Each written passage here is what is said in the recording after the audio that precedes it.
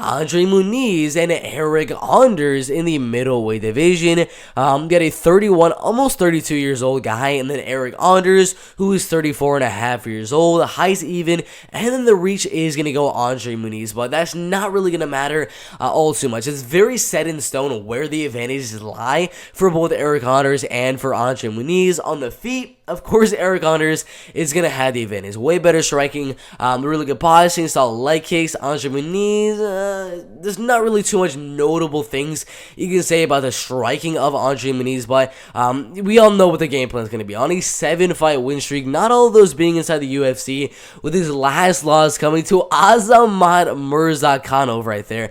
In the light heavyweight division, this man on the Contender Series about to be fighting the UFC. That is his last loss. And then the other three were way long time ago. In like 2013. Ever since then, first Shanaka win, armbar submission win, rear naked armbar, and another armbar. That armbar submission is absolutely vicious from André Muniz. When he joined the UFC, absolutely destroyed Antonio Rayo in the wrestling and grappling.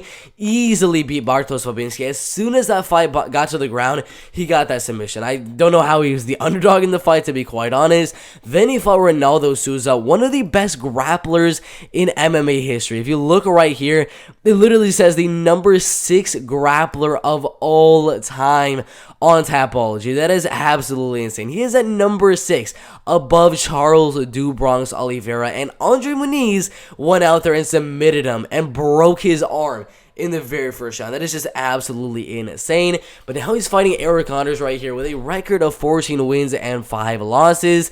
A couple of losses were a long time ago against very game opponents. Leona Machida, former champion, right there by split decision in a main event where he was actually the favorite. Lost to Thiago Santos, Elias Theodorou by split decision, and then Khalil Roundtree. But overall, the striking is going to go, of course, Eryk. The grappling is going to go André Muniz. Comes down to, will André Muniz get the takedown? I don't know if that's going to happen. I don't know if Eryk will be able to defend the takedowns, but because we haven't really gotten to see the wrestling and grappling game of Eryk in the last couple of fights. I mean, none of his last fights were against wrestlers and grapplers, so I don't know. It's a very tough fight to predict.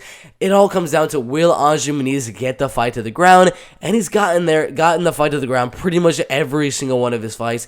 Even against Jacare Souza, he got the fight to the ground. So if he can get the fight there against Ronaldo Souza, he can get the fight there against Eryk. I got a second round submission win for André Muniz.